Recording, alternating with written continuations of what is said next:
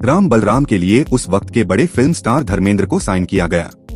दूसरे रोल के लिए विनोद खन्ना और नवीन निश्चल का नाम आया, लेकिन विजय आनंद को अमिताभ बच्चन पसंद आ रहे थे, जो उसी साल रिलीज हुई फिल्म जंजीर से नए सितारे के रूप में उभरे थे। वह अमिताभ को पुलिस वाले भाई के रोल में देख रहे थे। प्रोड्यूसर टीटो ने धर्मेंद्र के साथ अमिताभ बच्चन को साइन कर लिया।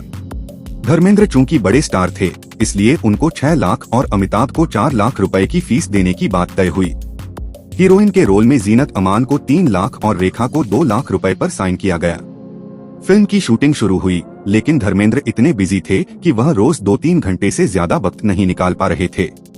किसी तरह 2 शेड्यूल की शूटिंग पूरी हुई, तभी देश में इमरजेंसी की घोषणा हो गई। जिन फिल्मों की शूटिंग चल रही थी, उनकी स्क्रिप्ट सेंसर बोर्ड में जमा की गई। सेंसर बोर्ड ने राम बलराम की कहानी पर एतराज जताया। उसका कहना था कि एक पुलिस अफसर अपने चोर भाई की मदद कैसे कर सकता है?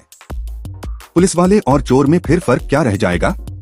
समाज में बहुत बुरा संदेश जाएगा, इसलिए कहानी बदलने की जरूरत है।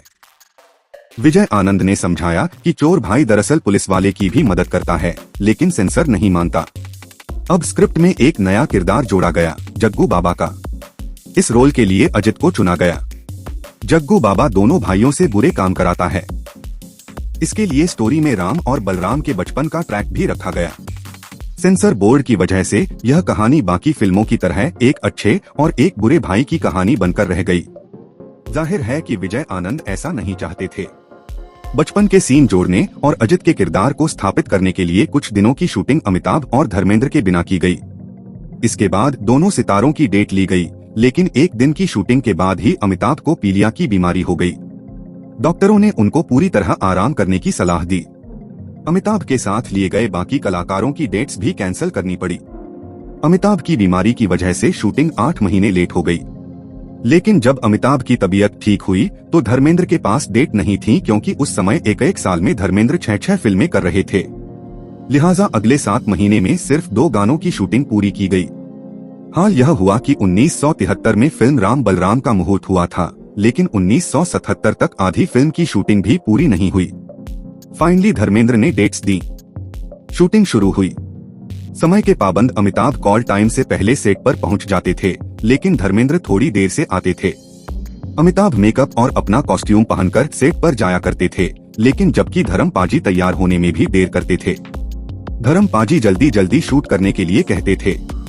वह तीसरा या चौथा टेक लेने से मना कर देते थे। शुरुआत की शूटिंग में अमिताभ और धर्म पाजी के बीच जो गर्माहट थी, अब बिल्कुल नजर नहीं आती थी। इस बात को विजय आनंद ने पकड़ लिया कि धर्मेंद्र में पहले वाली गर्मजोशी नहीं है। हुआ यह था कि जब फिल्म शुरू हुई थी, तब अमिताभ उस समय नए नए स्टार बने थे और उनके सामने धर्मेंद्र बहुत बड़े स्टार थे। लेकिन 4 साल गुजरने के बाद अमिताभ सुपरस्टार बन चुके थे और उन्होंने सुपरस्टार राजेश खन्ना की छुट्टी कर दी थी। अमिताभ की फिल्में बॉक्स ऑफिस पर सिल्वर और गोल्डन जुबली जा रही थीं। उनके समकालीन कुछ फिल्म स्टार अमिताभ से इस वजह से ईर्ष्या करने लगे थे। धर्मेंद्र भी उनमें से एक थे। विजय आनंद को पता था कि अमिताभ बहुत प्रतिभाशाली अभिनेता हैं, जबकि धर्मेंद्र हैंडसम और एक्शन हीरो के रूप में स्थापित हैं। और इन दोनों से काम निकलवाना डायरेक्टर का काम है। अमिताभ को भी धर्मेंद्र के तेवर का पता चल चुका था, लेकिन उन्होंने कोई रिएक्शन नहीं दिया। दोनों स्टार जब शूटिंग करते थे तो दोनों में कोई बॉन्डिंग नजर नहीं आती थी। सेट पर एक कोल्ड वॉर वाला माहौल बना रहता था। उस समय विजय आनंद इन दोनों को लेकर एक गाना शूट कर रहे थे, एक रास्ता आहा आहा दो राही आहा आहा। इस गाने में दोनों भाइयों का एक दूसरे के प्रति अपनापन और भाईचारा नजर आना चाहिए था, लेकिन कैमरे पर ऐसा दिख नहीं रहा था। फिर डायरेक्टर विजय आनंद ने दूसरा तरीका निकाला।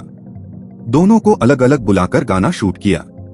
दोनों अपना अपना वर्जन गाकर चले गए। फिर विजय आनंद ने उन शॉट्स को एडिटिंग पर जोड़कर पूरा गाना तैयार किया। इसी बीच डेट की वजह से फिल्म की शूटिंग रुक गई थी। तभी धर्मेंद्र को पता चलता है कि अमिताभ और रेखा का सीन शूट हो रहा है। धर्म पाजी ने गुस्से में विजय आनंद को फोन मिलाया कि आपकी फिल्म मैं छोड़ रहा हूँ, मेरे बगैर आपने शूटिंग कैसे स्टार्ट कर दी। विजय आनंद हैरान रह गए, क्योंकि उनकी फिल्म की शूटिंग तो बंद थी। उन्होंने पता किया तो मालूम पड़ा है कि अमिताभ और रेखा फिल्म नटवरलाल की शूटिंग कर रहे थे। फिर धर्मेंद्र का गुस्सा ठंडा पड़ा।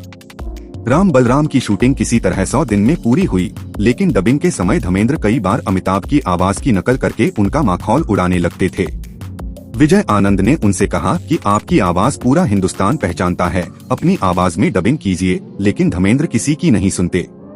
परेशान होकर विजय आनंद ने डबिंग स्टूडियो आना बंद कर दिया। फिर प्रोड्यूसर के मनाने पर धर्मेंद्र ने अपनी आवाज में डबिंग पूरी की। इस तरह जो फिल्म 7 महीने में पूरी होने वाली थी, वह कुछ तो हालात और कुछ फिल्म स्टारों के अहम के चलते 7 साल में पूरी हो सकी। धर्मेंद्र की ये सारी बातें किसी न किसी सोर्स से अमिताभ के कान में गई होंगी। शायद यही वजह रही होगी कि राम बलराम के बाद दोनों सितारों ने लंबे समय तक एक साथ काम नहीं किया। फिल्म राम बलराम 28 नवंबर 1980 को रिलीज हुई। 1.25 करोड़ रुपए में बनी फिल्म 9 करोड़ रुपए का बिजनेस करके सुपरहिट हो गई।